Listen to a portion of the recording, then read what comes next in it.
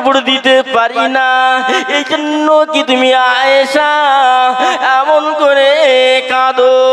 ও মায়েরা, বাবাজিয়াম, আমার নওজোয়ান তরুণেরা, না না না, আম্মাজান হযরত আয়েশা সিদ্দিকা রাদিয়াল্লাহু তাআলা আনহা বলেছিলেন, ইয়া রাসূলুল্লাহ, ইয়া হাবিবাল্লাহ, আপনার কদমে আমার পিতামাতা কুরবান হয়ে যাক। ইয়া রাসূলুল্লাহ, ইয়া হাবিবাল্লাহ, আপনার গরিবের সংসার বলে আমি আয়েশা কাঁদি না, আপনার অভাবের সংসার বলে আমি আয়েশা কাঁদি না, আপনি ঠিক মতো খাওয়া দিতে পারেন না বলে আমি কাঁদি না, তবে ইয়া রাসূলুল্লাহ, ইয়া হাবিবাল্লাহ, হুজুর আমি রান্না করছিলাম, উড়ানে জাল দিচ্ছিলাম, চুলোতে জাল দিচ্ছিলাম, রান্না করতে করতে ওই উনান থেকে একটা আগুনের আঙারা আমি আয়েশা আমার হাতে এসে পড়ে যায়। ইয়া রাসূলুল্লাহ, ইয়া হাবিবাল্লাহ, হুজুর গো, দুনিয়ার উনানের আগুনটা আমার হাতে পড়ার কারণে তার যে জ্বালা যন্ত্রণা আমি আয়েশা সহ্য করতে পারি না, কত না জ্বালা করে। আমি আয়েশা ওই সময়তে আমার অন্তরেতে, আমার হৃদয়ে ভেসে উঠেছে জাহান্নামের কথা। ইয়া রাসূলুল্লাহ, ইয়া হাবিবাল্লাহ, দুনিয়ার আগুনের থেকেও 70,000 গুণ বেশি হবে জাহান্নামের আগুন।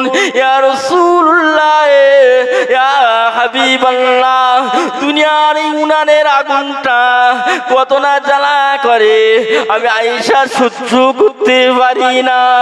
না জানি কালকে আমাদের দিনে ময়দানে মাশরে, হাশরের দিনেতে জাহান্নামী বান্দা বান্দিরা জাহান্নামায় যাবে। এই জাহান্নামের আগুনটা কত কষ্ট, কত আযাবে। ইয়া রাসূলুল্লাহ, ইয়া হাবিবাল্লাহ, আমি আয়েশা ওই জাহান্নামের ভয়ে কাঁদি। জোরে বলে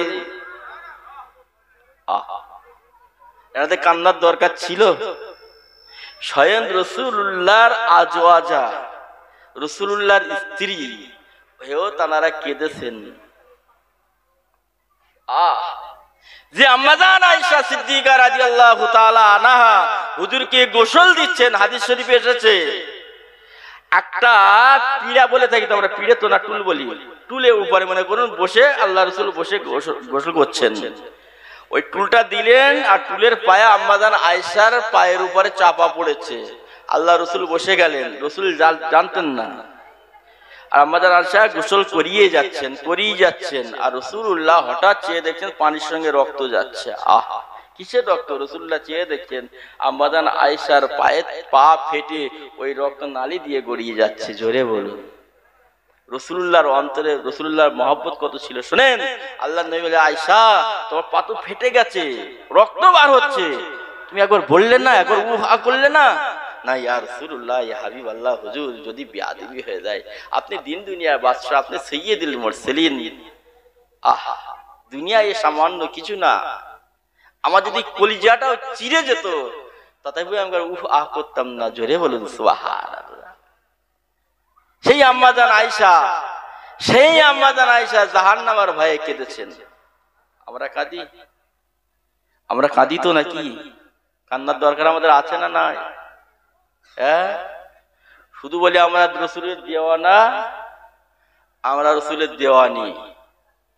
ছেলেরা নামাজ রোজা কিছুই করবে না, আর ওই ইয়াবা গাঁজা কিছু ছাড়বেও না, এরাই রাসূলের দেওয়ানা। শুধু যদি বলা হয় রাসূলুল্লাহর জন্য কে জান দিতে রাজি, বলে আমরাই আগে আছি, নারে তাকবীর, আল্লাহু আকবার, সব দিয়ে দেবে কি না বলুন? অথচ রসুলুল্লাহর কথা মানে না। এ রসুলের দেওয়ানা হওয়ার দরকার নাই, এমন রসুলের দেওয়ানা হওয়ার দরকার নাই। মেয়েরা বলছে আমরা রসুলের দেওয়ানি, সিরিয়াল টাকা বন্ধ করবনি, পর্দাও আমরা করবনি, তোমরা যা পারবে করো ওদিকে। এরম দেওয়ানি হওয়ার দরকার নেই। হবেন তো হন, ভালো করে হন। আল্লাহ নবী বলছেন আদ-দাইসু লা ইয়াদখুলুল জান্নাত, দাইস ব্যক্তিরা জান্নাতের প্রবেশ করা তো দূরের কথা, জান্নাতের সুগন্ধিটাও পাবে না। জান্নাতের গন্ধ কেমন, সুবাস কেমন, সেটাও তারা পাবে না। দাইস কারা? পর্দাহীনা ব্যক্তিরা হলো দাইস। এই পর্দাহীন কারা? শুধু মেয়েরা? তার মধ্যে আমরা নেই? আল্লাহ যদি ধরেন এই একটা হাজী সাহেব, মাওলানা, আলেম, ওলামা, পীর সাহেব, গাজী সাহেব, দরবেশ সাহেব, আমি মাওলানা সাহেব বলুন না কেন, এরকম সব ধরা পড়ে যাব। ঠিক বলছি কিনা বলুন? হ্যাঁ, এই পেছনে কলমা তো ভালোই চলতেছ তো।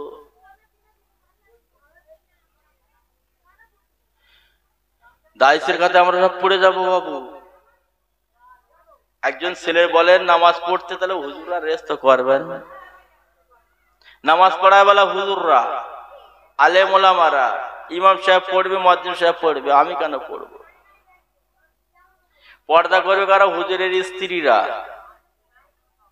ও হুজুরদের বাড়ি পাঁচিল না থাকলে অসুবিধা আছে, ওর বাড়ি খোলা হতে অসুবিধা নাই। কিন্তু মরে যাবার পরে হুজুরদের কি একটা কাপড় বেশি দেওয়া হয়? দেওয়া হবে বেশি? বলেন কি গো কোসপুকুরে বাবুরা, বলেন ফুরপুরা হুজুরা চলে গেলে কি 3টের জায়গায় 4টে কাপড় দেওয়া হয়? আমাদের গ্রামের বড় ইমাম চলে গেলে কি 4টে কাপড় দেব? আর একটা ভ্যানালা চলে গেলে কি তার 2টো দেব? 2টোও দেব না। তাহলে এত কিসের? এখনো সময় আছে, চলে আসুন। দেখতে দেখতে বেলা অনেক হয়ে গেছে, আর নয়। আল্লাহ ডাকলে টুক করে ডাকবে, চলে যেতে হবে, কিছু করার নাই। বেলা অনেক হয়ে গেছে, আর নয়। এখনো আল্লাহর ভয় অন্তরে আনেন। চলে যাব, চলে যেতে হবে, যাবার আগে কিছু করে যেতে হবে, হবে কিনা বলেন? যে আমার প্রিয় ভাই ও বাবাজিরা, নওজোয়ান তরুণেরা, মায়েরা, বাবাজিরা, ও আমার নওজোয়ান তরুণেরা, মায়েরা, বোনেরা, বেটিরা, আল্লাহর নবী সাল্লাল্লাহু আলাইহি ওয়াসাল্লাম বলেন, লা ইয়ামিনু আহাদুকুম হাত্তা আকুনা আব্বা ইলাইহি মিন ওয়ালিদিহি ওয়া ওয়ালাদিহি ওয়ান নাসি আজমাইন। অতক্ষণ পর্যন্ত একজন আল্লাহ বান্দা বান্দি পরিচিত মুমিন হতে পারবে না, পরিচিত মুমিন হতে পারবে না। একজন আল্লাহ বান্দা বান্দি যতক্ষণ না আমি রাসূলুল্লাহ, আমি তাদের কাছে, তাদের পিতা মাতা, দাদা দাদি, সন্তান সন্ততি, আওলাদ, সমস্ত কিছুর থেকে আমি রাসূলুল্লাহ প্রিয় হব। কে বললেন? আল্লাহর নবী। আমার আপনার সন্তান সন্ততি, নাতি পুতি, আত্মীয় যা আছে, সবার থেকে যদি অধিক না প্রিয় যদি আমার রাসূল আমাদের কাছে হয়, তাহলে রাসূল বলেছে ওই ব্যক্তিরা পরিচিত মুমিন হতে পারলো না। আমরা সবাই মুসলমান, কিন্তু পরিচিত বলতে পারবো? পরিচিত বলতে পারবো? হতে পারলাম না। যে আমার প্রিয় ভাই ও বাবাজিরা, আল্লাহর নবী এই কথাটা যখন বললেন, ওই সময়তে একজন সাহাবা দাঁড়িয়ে গেলেন। এই সাহাবা হুজুরের নাম শুনবেন? আমিরুল মুমিনিন, খলিফাতুল মুসলিমিন, হযরত সাইয়্যিদনা ওমর ফারুক রাদিয়াল্লাহু তাআলা আনহু দাঁড়িয়ে গেলেন। দাঁড়িয়ে গিয়ে বলছেন, ইয়া রাসূলুল্লাহ, ইয়া হাবিবাল্লাহ, হুজুর আমি আপনাকে ভালোবাসি, তবে আমার জীবনের থেকেও না। তবে কি আমি পরিচিত মুমিন হতে পারবো না? আল্লাহর নবী বললেন, না, হতে পারবে না। হযরত ওমর ফারুক রাদিয়াল্লাহু তাআলা আনহু কিছুক্ষণের জন্য খামোশ হয়ে গেলেন, চুপ হয়ে গেলেন। তারপরে আল্লাহর নবী সাহাবা এবারে বললেন, জবান খুলে বলেছেন, ইয়া রাসূলুল্লাহ, ইয়া হাবিবাল্লাহ, আমি ফারুক আযম, আমি ঘোষণা দিচ্ছি, ইয়া রাসূলুল্লাহ, ইয়া হাবিবাল্লাহ, আমি ফারুক আযম, আমার জীবনের থেকে আমি আপনাকে ভালোবাসি। জোরে বলুন, আর জোরে হবে না? এখন বলুন বলুন, আমি কি প্রকৃত মুমিন হতে পেরেছি? ওই সময়তে হযরতে রাসূলুল্লাহ বলেছিলেন, এ ফারুক আযম বাবা, তুমি যখন বললে তোমার জীবনের থেকে অধিক অধিক পরিমাণে আমি রাসূলুল্লাহকে ভালোবেসেছো, আমি রাসূলুল্লাহ বলে দিলাম, তুমি এখন পরিপূর্ণ মুমিন। জোরে বলুন সুবহানাল্লাহ। দরুদ শরীফ আল্লাহুম্মা সাল্লি আলা।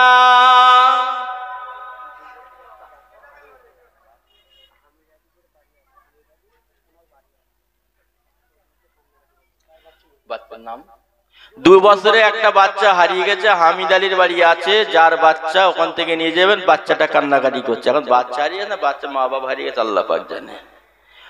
যাই দুষ্টুমি করছিল, রেখে দিয়ে একদিক চলে গেছে। বাচ্চাটা ওখানে আছে, নিয়ে নেবেন।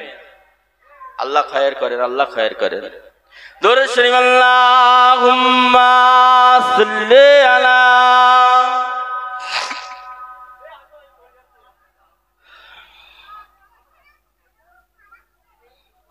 ওয়ালা আলি সাইয়্যিদিনা।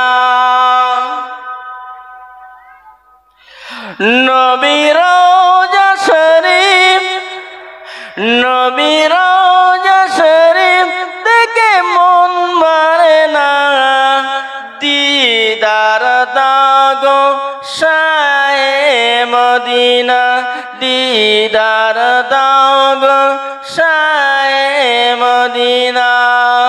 নবী রওজা শরীফ দেখে মন মারে না, দিদার দাগো শায়ে মদিনা। আরশের মেহমান করেছেন আল্লাহ, কত শান কত মান মোর কামলিওয়ালা। ওগো মদিনাওয়ালা, ওগো মদিনাওয়ালা, করো করুণা, দিদার দাও গো শায়ে মদিনা, দিদার দাও গো শায়ে মদিনা। আল্লাহুম্মা সাল্লি আলা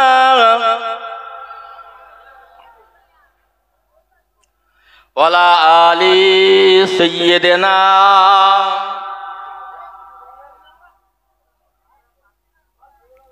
ভাইয়েরা, বাবাজিরা আমার, যে কথা বলছিলাম, আত্তাকুল্লাহ, আল্লাহর ভয় অন্তরে আনতে হবে, খৌফ ইলাহি অন্তরে আনতে হবে, না আনলে পারে সব বেকার। ভয় করেছিলেন কি? সালাবাতুল আনসারী রাদিয়াল্লাহু তাআলা আনহু, নাম শুনেছেন আপনারা? শোনেন নাই?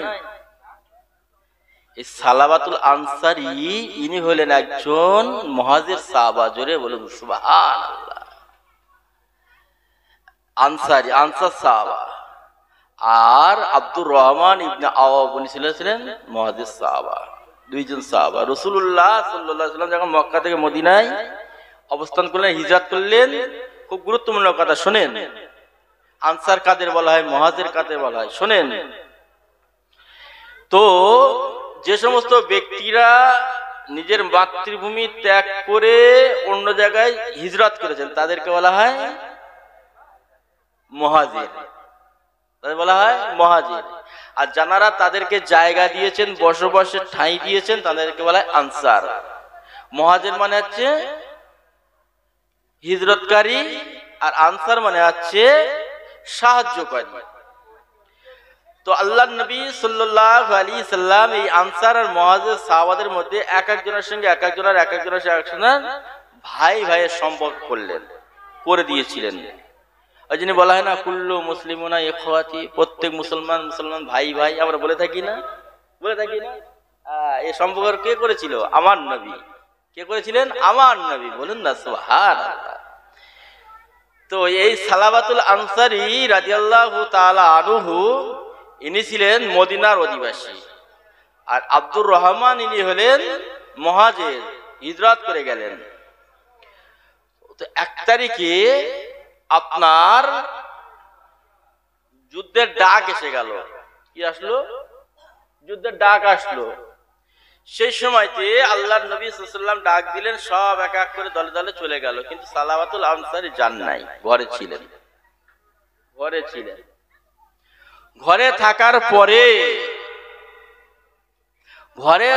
পরে সবাই চলে গেল। উনি এবারে বাড়ির লোক, ওই আপনার আব্দুর রহমান হুজুরের স্ত্রী, উনি ঘুরতে ফিরতে একটু ফাঁকায় বেরিয়ে পড়লেন, ওনাকে দেখে ফেললেন কে? সালাবাতুল আনসারী।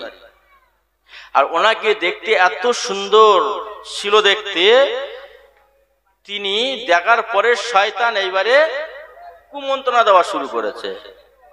শয়তান যখন কুমন্ত্রণা দিয়েছে, তখন সালাবাতুল আনসারী হুজুর আমার শয়তানের প্রকোপে পড়ে একটু ওইদিকে টলে গেলেন। একবার বলেছি তো, এই স্টেজের পিছনে একটা বাচ্চা হারিয়ে গেছে, কাদের? এখানে আছে, নিয়ে যাবেন। শুধু বাচ্চা হাতে আছে, নিয়ে যাবেন। যাও। ছেলেরা মেয়ে? ছেলে না মেয়ে? কোন মায়ের একটা ছেলে, ছোট্ট বাচ্চা হারিয়ে গেছে, স্টেজের পিছনে আছে, নিয়ে যাবেন। কান্নাকাটি করছে। যাই হোক, যে কথা বলছিলাম, এসব ডিস্টার্ব আলী কিছু আছে, থাকবে, হবে, ওসব কিছু করার নাই। যাই হোক, আমাদের অন্তরে খওয়াফে ইলাহি আর তাদের অন্তরে খওয়াফে ইলাহি কেমন শোনেন। এই সালাবাতুল আনসারী হুজুর আমার সেদিকে ধাবিত হলেন। হওয়ার পরে তিনি এবারে তার অন্তরে খওয়াফে ইলাহি ঢুকে গেলেন। আল্লাহর ভয় যখন ঢুকে গেল, সেখান থেকে ফিরে আসলো। ফিরে এসে এবারে লজ্জিত হয়ে থাকতে না পেরে আর বাড়ি থাকলো না। কোথায় চললেন? যে আমি অন্যায় করেছি, বড় গুনাহ করেছি, ভাইয়ের হক মারতে যাচ্ছিলাম, না না না না, ভাই যদি শুনে ফেলে কি হবে, আমি মুখটা কোথায় দেখাবো, রাসূলুল্লাহর সামনে কেমনে মুখ দেখাবো, এই চিন্তা চেতনা তার মধ্যে এসে গেছে। আর থাকতে না পেরে সে যত আপনার চিন্তা করে, তত আল্লাহর ভয় তার অন্তরে এসে যায়। থাকতে না পেরে সে ঘর থেকে বেরিয়ে পড়লেন। বেরিয়ে হযরত ওমর ফারুক রাদিয়াল্লাহু তাআলা আনহুর সঙ্গে দেখা। ওমর ফারুক রাদিয়াল্লাহু তাআলা আনহুকে বললেন, ভাই এই ঘটনা ঘটে গেছে, আমি তো গুনাহ করে ফেলেছি, আল্লাহ কি মাফ করবে? আল্লাহ কি মাফ করবে না? আল্লাহ পাকই ভালো জানেন। এইবার সাহাবা হুজুর আমার কাঁদতে লাগলেন। কাঁদতে কাঁদতে কাঁদতে কাঁদতে পাহাড়ে চলে গেলেন, জঙ্গলে গেলেন। গিয়ে কয়েকটা দিন ধরে না খাওয়া না দাওয়া অনাহারে পড়ে পড়ে আল্লাহর জন্য কেঁদেছিলেন, গুনাহকে স্মরণ করে অনুতপ্ত হয়ে কেঁদেছিলেন, কয়েকদিন ধরে কাঁদলেন। জোরে বলুন না সুবহানাল্লাহ। এদিক দিয়ে রাসূল, এভাবে একটু দূরে নিয়ে যাও, এখানে ডিস্টার্ব হচ্ছে তো, একটু দূরে নিয়ে যাও, একটু দূরে নিয়ে যাও। সুন্দর মজলিসকে আপনারা একটা বাচ্চার জন্য এতজন ভিড় না করে আপনারা মজলিসে বসুন, বাচ্চার ওখানে একজন থাকুন, বাচ্চার মা হাতে তুলে দেন। এই মজলিসটাকে ডিস্টার্ব করবেন না। আজকে আপনাদের জন্য মজলিস নাই, মজলিসের জন্য আপনারা, ঠিক কিনা বলুন? এই মজলিসের জন্য আপনারা নন, আপনাদের এই মজলিসের জন্য আপনারা, আপনাদের জন্য মজলিস নন।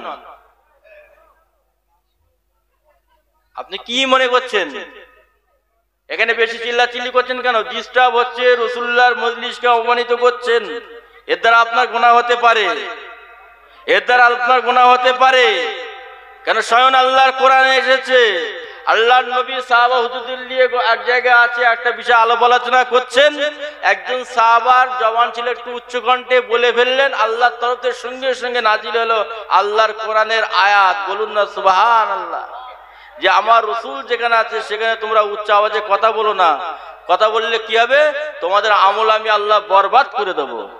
সেই নবীর মজলিস হচ্ছে।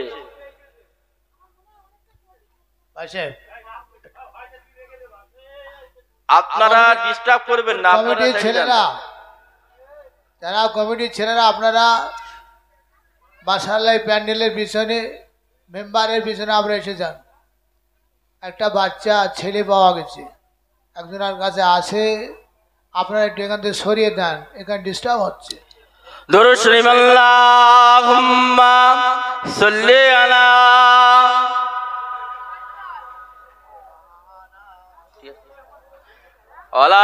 আলি সাইয়্যিদিনা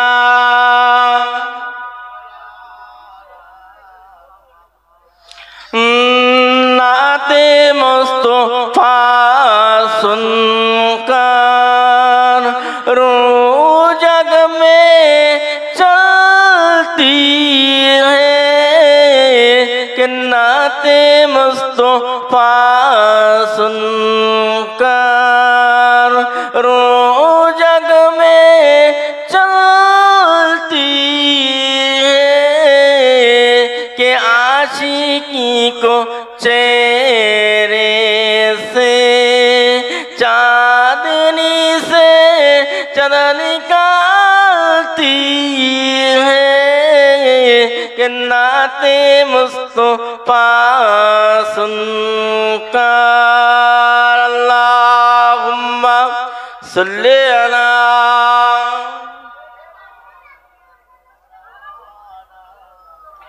ওলালে সাইয়্যিদিনা।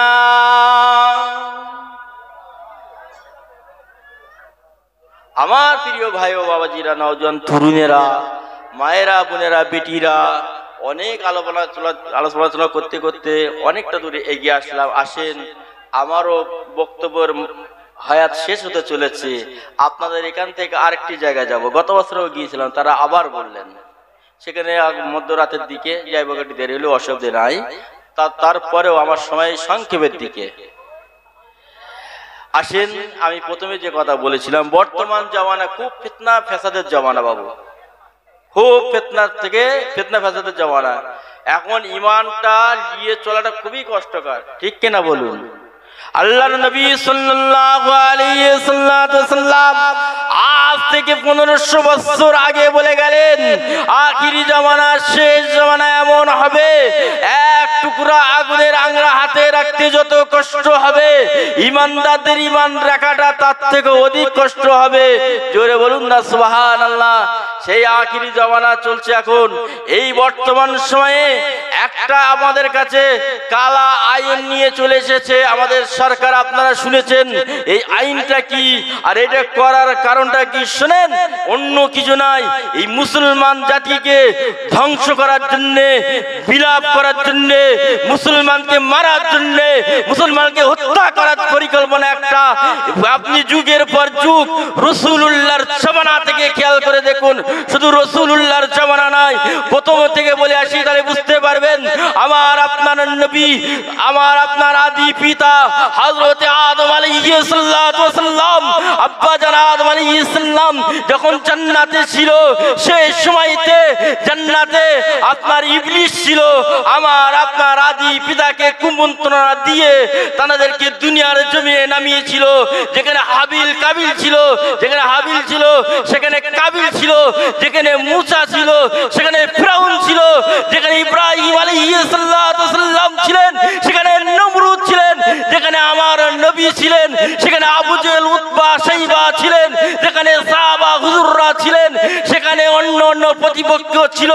সেই আপনার দলে দলে একের পর এক চলে আসতে যুগ যুগ ধরে শুধু মুসলমানের ইমানটা ধ্বংস করা, মুসলমানকে নিধন করা, মুসলমানকে তুলে দেওয়া, এই আপনার নীতিটা চলে আসছে। আপনি যুগের পর যুগ খেয়াল করুন, কখনো কোরআনকে মারছে, কখনো কোরআনের লাঠি মারছে, কোরআনকে পুড়িয়ে দিচ্ছে, কোরআনকে নিয়ে অপমানিত করছে, টুপিকে নিয়ে আপনার পায়ের তলায় ঝুলিয়ে দিচ্ছে। দেখছে মুসলমান যদি উত্তেজিত হয় তাদেরকে কি করে মারা যায়। কিন্তু না, তোমরা এই কোরআনকে অপমান করেছো, মুসলমানকে কোনোদিন তোমরা দমাতে পারোনি। এদের ইমানই বল আছে, যখন কোরআনকে আপনারা অপমান করেছে, পুড়িয়েছে, এই মুসলমান ঐক্যবদ্ধ হয়ে তার প্রতিবাদ করেছে, উত্তম প্রতিবাদ করেছিল। যখন তোমরা টুপিকে অপমান করেছিলে, মুসলমান দলবদ্ধ হয়ে তার প্রতিবাদ করেছিল, ঝাঁপিয়ে পড়েছিল। তোমরা এদেরকে থামাতে না পেরে তোমরা রাসূলুল্লাহর ছবিটা সামনে নিয়ে এসেছিলে, যে রাসূলুল্লাহর ছবি হয় না, যে রাসূলুল্লাহর ছায়া দুনিয়ায় জমিনে পড়েনি, যে রাসূলুল্লাহ পেশাব করতেন ওই জায়গার মাটিটা খেয়ে নিতেন, ওই জায়গা থেকে